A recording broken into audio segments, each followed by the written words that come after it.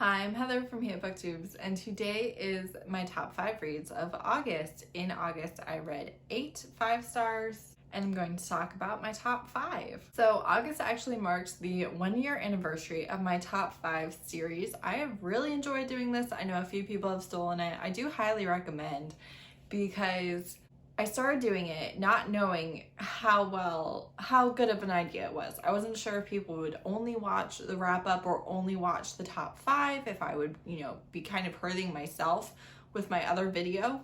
Yeah, I just didn't know if anybody would watch it. I also didn't know how well I would enjoy doing it. And I actually really enjoyed doing it because they are my favorite books of the month. I have found that I have other things to say besides just what I say in the wrap up, so it's not just a regurgitation of what I said about the book in the wrap up. I also like to do it in kind of the opposite order of how I read it. So if you didn't make it to the end of the wrap up, but I read a book at the very end of the month that I absolutely loved, you can see it in the top 5 video. I don't know, those were kind of my initial thoughts, especially I wanted people who weren't seeing my whole wrap up, who didn't want to watch all 30 books that I was talking about. I wanted them to hear about the ones that I wanted to rave about the most. And yeah, I really have enjoyed this series.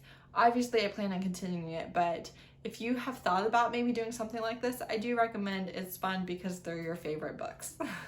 Alright, first I'm going to talk about my reread, which is Magic Bites, which is Kate Daniels #1 by Ilona Andrews. I promise that Kate Daniels isn't going to show up in every single month of the top 5, but I did want to specifically talk about this one. One, partially because I didn't have a ton of 5-star books. In fact, 3 of the 8 were Magic Bites and then Kern's POV, 1 and 2 for Magic Bites. That was 3. I am including it because this is the first book in the series. I had not read it in 3 years, and the characters really surprised me because there's so much growth in every single character, whether they're one of the main characters or a side character. There's so much growth in this 10-book series following them several years. The characters change so much. Particularly, they get more mature, sometimes they get more ruthless, and they definitely grow closer together as friends, lovers, family, all of the things.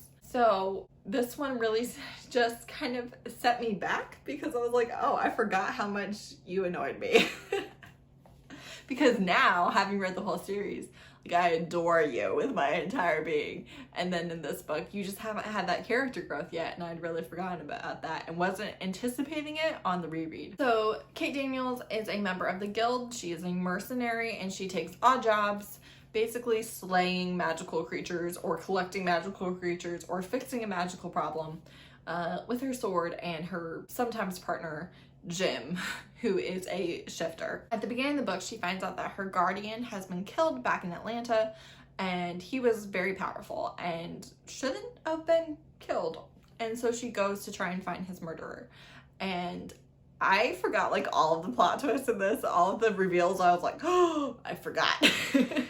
But so she goes back, and in the course of her investigation, she joins up with the Knights of the Order chapter, and she doesn't really love them. Her guardian wanted her to work with them and be a member because it's protection, and she really didn't want to because they annoy her and rules. In the course of her investigation, she runs into the leader of the shifters because there is a shifter who is a suspect, and she's also starts dating somebody who is not Curran, the Lord of the Shifters, and is just trying to figure it out. And she's also like a very blunt tool in this book. While she still gets things done, she really lacks the finesse and the diplomacy and just the maturity that she has later in the series. And so it's interesting to see her make some very bad tactical errors and still come out of them, but not cleanly. If you kind of think that Curran is a little bit of a a-hole in this book,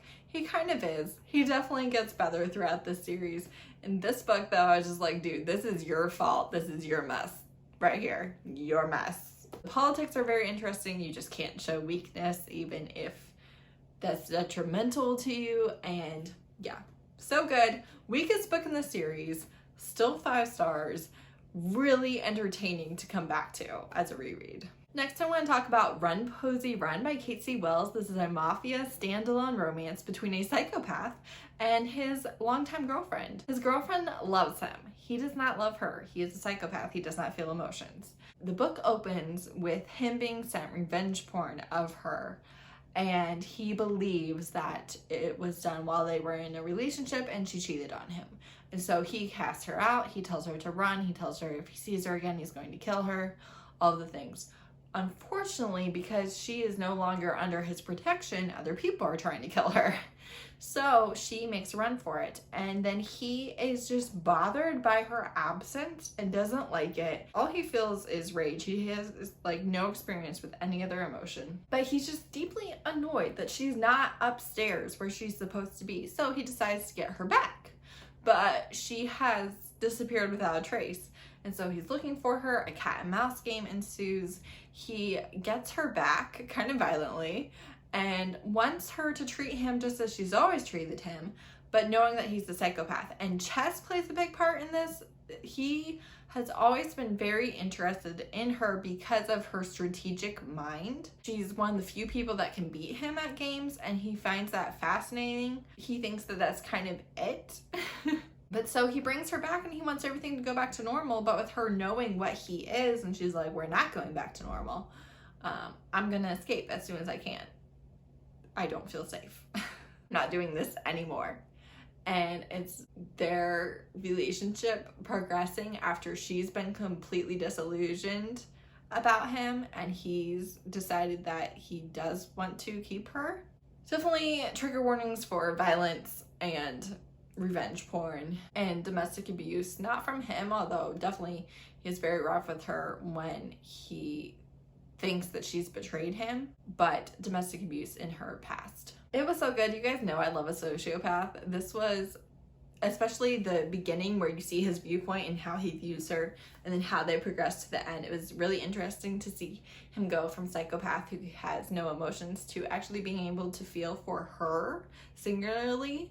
And I will tell you, there is a pregnancy in this book, and I thought that was done really well. I thought that the labor was done really well. I loved that, like, kind of the third act thing wasn't a breakup or even a misunderstanding. I really liked that. So even though there was like a third act conflict, it didn't break them apart just for the sake of breaking them apart for the book, and I loved that. Really looking forward to reading more from the author. Very good psychopath.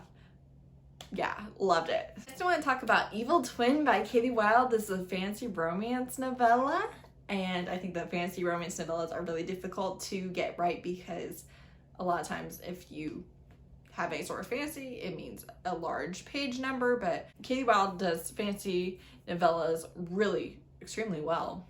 So there's so much that I loved about this book that I can't tell you. So much, so many things that I just really thought were so clever and entertaining and funny and excellent parts of the books that I can't tell you because they would be spoilers. But we open with our main character. He is the younger twin. His brother is the worst. He's the king. And because our main character was born like 5 minutes too late, he's the second son, he's not going to rule anything. He's a very respected general and is the source of most of the good in the kingdom. His brother is definitely scared of him and feels like he is a threat to the rule, which he is because he has a lot more loyalty than the king because the king is a twerp. So the younger brother's plan is to seduce the bride. They are identical twins. Seduce his brother's bride before his brother can, have the royal family walk in on him with his brother's bride, and then his brother won't want to marry the bride. He'll marry her and he'll get her kingdom, and he can leave his brother his kingdom. No problemo. And things go according to plan. And we go from there with the progression from there, and it's so good. There's really excellent discourse about the difference between being nice and being kind. There's some fun showdowns with magic and warriors. There's definitely them kind of dabbling their feelings for each other, or rather dabbling the other person's feelings for them. Those do get addressed and talked about and communicated about, and I enjoyed that aspect. There's stuff at the end that I thought was hilarious. I just really liked it. It was not a super heavy book. It was not a super long book. But if you want something in a fantasy setting with humor and really good dialogue and banter and great plot twists, I thought Evil Twin was just, yeah, I loved it. I read it so early in the month and I was like, this is a favorite book of the month. I love this. Next I have Rebel Bitten, which is Blood Alliance number 4 by Lexi Foss. If you're familiar with my channel, you know I love this series. The first book is Chastely Bitten, the second book is Royally Bitten, the third book is Regally Bitten, and this fourth book is Rebel Bitten. It was just as good as everything else. There's lots of against the wall, hand around the neck scenes if you're into that. There is a content warning. It's not super graphic on page, it's definitely alluded to, and there are brief snippets of flashbacks and information about it, but she was part of the breeding farm for the Lycans, so she was repeatedly raped because she was not compliant. She was marked for termination, and so she was supposed to be killed. She escapes and stumbles onto this vampire's land while he's talking to his buddy, who's like his right-hand man, only vampire that he's created. And he, in the third book, we see him become the royal for his territory. The royal that was for his territory got killed. He was like, that guy was an idiot. You're not putting another idiot up. Like, I'll do the job. And because he's an old, powerful vampire, nobody can tell him no. Not even the goddess. So he's talking on his land and she shows up and tries to take him down, even though she's like literally dying before his eyes. And he was so impressed and kind of intrigued. And so he feeds her his blood and he takes her home and he takes care of her and threatens to kill her. And you know how one does when one is a supernatural person who doesn't love anybody. Things do progress with the overall plot in this book. We get moving right along and I liked that. I liked their relationship. I liked kind of their jealousy and possessiveness of each other, their cleverness, kind of the tests that they had for each other. I liked seeing some of the characters from other books. I liked the twist that they did. She continues to make each book not the same, and I like that. And I really liked the setup for the next book also. I'm really looking forward to reading it a lot. But again, this is a dystopian, supernatural, paranormal series where Lycans and vampires rule the world. Humans believe that that is how it's always been, when actually they took over about 100 years ago. Unfortunately, things have not been going well and they've almost completely wiped humanity out. So that is part of why some of the paranormals are trying to overthrow and change things and treat humans better, because they're about to run out of food. And if the humans die off, then what are the supernatural is going to eat? So it's very interesting. I can't wait to read the next book. It just came out last month. And finally, I read The Tea Dragon Society, which is Tea Dragon #1 by Kate O'Neill. This is a children's graphic novel. It's gorgeous. It's so pretty. It's all pastels and florals and just really pretty art. Like, my favorite, my style, my taste. I really like this particular style.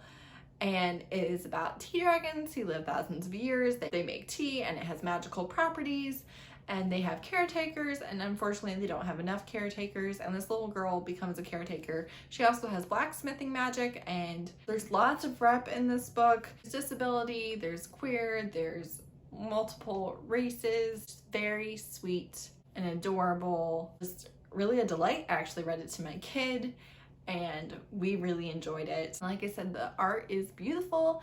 It just went on Kindle Unlimited. All 3 books in the series did, and I highly recommend. And if you're going to read it digitally, if you have an iPad, read it on the iPad. It will make your experience a million times better. But it was gorgeous and cute and sweet and pretty quick. Each chapter was a different season, and I really enjoyed each and every one of the characters, each and every one of the little dragons. It was so cute.